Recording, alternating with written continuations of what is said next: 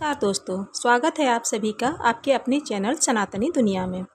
दोस्तों आज मैं बताऊंगी आपको सूर्य भगवान को जल चढ़ाने का सही तरीका, समय और ऐसी वो 3 चीज़ें जिनको अगर आप जल में डालकर सूर्य देव को अर्पित करते हैं तो आपकी अनेक परेशानियां, जैसे अगर आपके परिवार में कलह कलेश चल रहा है, आप नौकरी में प्रमोशन पाना चाहते हैं या फिर आप सरकारी नौकरी की पूरी तैयारी कर चुके हैं और पूरी कोशिश के बाद भी आपको नौकरी नहीं लग पा रही है। आपने उपाय भी कई किए होंगे और आपको ऐसा लगता होगा कि काश कोई ऐसा उपाय बता दे जिससे मेरा काम हो जाए। तो दोस्तों सूर्य भगवान को वैसे तो जल लगभग सभी अर्पित करते हैं, लेकिन हर किसी की अपनी सुविधा और अपना तरीका होता है, लेकिन यह सही नहीं है। दोस्तों सूर्य भगवान को जल सही समय पर सही तरीके से चढ़ाया जाए तभी वह आपके लिए फलदायी होता है। यदि किसी की कुंडली में अगर सूर्य की स्थिति अच्छी होती है तो वह आर्थिक रूप से भी मजबूत होता है और वह यशवान और यशस्वी होता है। और ऐसा तभी होता है जब सूर्य देव को सही समय पर और सही तरीके से जल चढ़ाया जाए। तो इसके लिए आपको ये देखना है कि आप कितने बजे सूर्य देव को जल चढ़ाते हैं।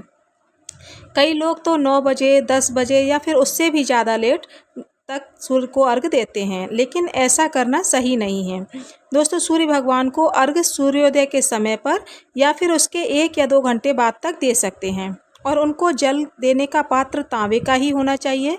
इस बात का आपको ध्यान रखना है क्योंकि सूर्य की धातु लाल रंग की होती है, इसीलिए पात्र तांबे का ही रखें।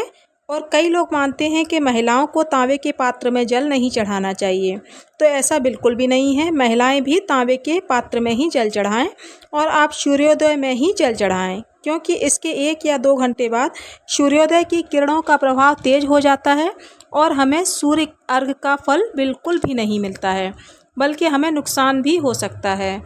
कई लोग सूर्यास्त के समय भी जल देते हैं, तो वह भी गलत नहीं होगा, क्योंकि सूर्य को अर्घ तब दिया जाता है जब उनकी किरणों का प्रभाव कम हो। इसीलिए सूर्यास्त में भी आप अर्घ दे सकते हैं।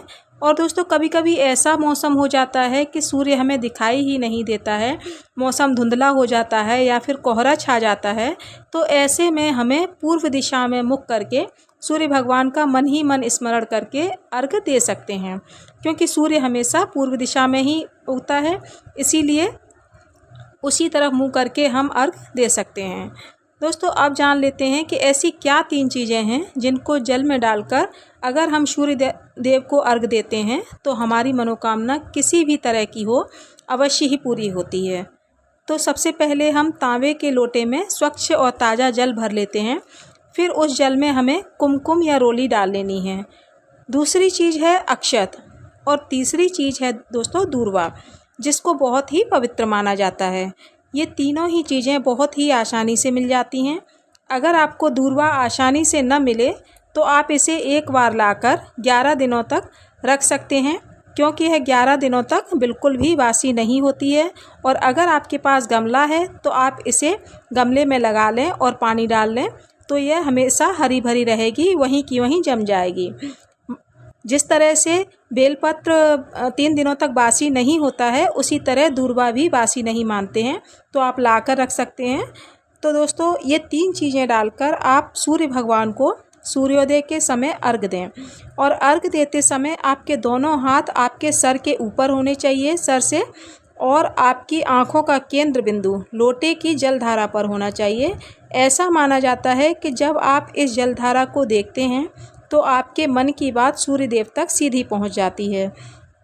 और जल चढ़ाते समय आप सूर्य मंत्र का जाप अवश्य करें। इसके लिए आप ओम सूर्याय मंत्र, ओम सूर्याय नमः मंत्र का जाप भी कर सकते हैं, या फिर सूर्य देव के 12 नामों के मंत्रों का जाप भी कर सकते हैं।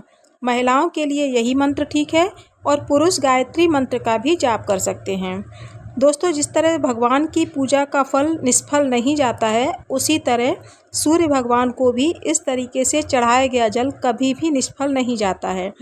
मंत्र जाप करने के बाद आप अपने मन की मनोकामना को कम से कम 3, 5 या फिर 7 बार बोलें और सूर्यदेव पर अर्पित किए जल को माथे और आँखों पर लगाएं और 3 बार उस जल की परिक्रमा करें।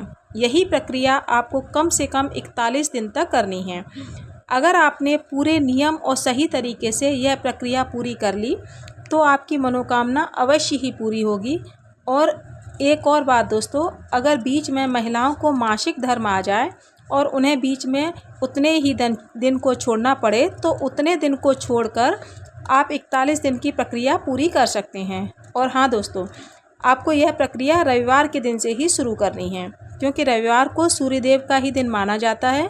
फिर वह रविवार को शुरू करके फिर बीच में किसी भी दिन जल चढ़ाने की प्रक्रिया को नहीं रोकना है।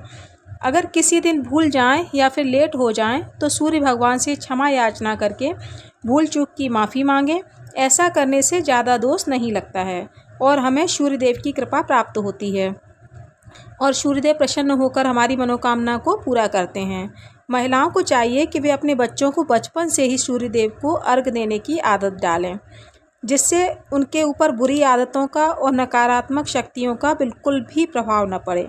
दोस्तों, कई लोगों का मानना होता है कि शनिवार को हमें सूर्य को जल नहीं देना चाहिए, तो ऐसा बिल्कुल भी नहीं है। क्या शनिवार को सूर्य भगवान अपनी उदय नहीं होते हैं क्या?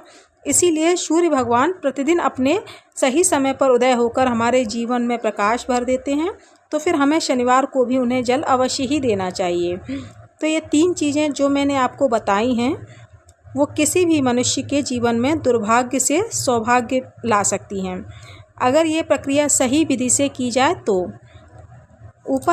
अगर आप भी चाहते हैं कि सूर्यदेव को अर्घ देने का पूरा फल आपको प्राप्त हो तो इस विधि को ज़रूर करके देखें। तो दोस्तों, मैं उम्मीद करती हूँ कि आपको वीडियो ज़रूर पसंद आई होगी।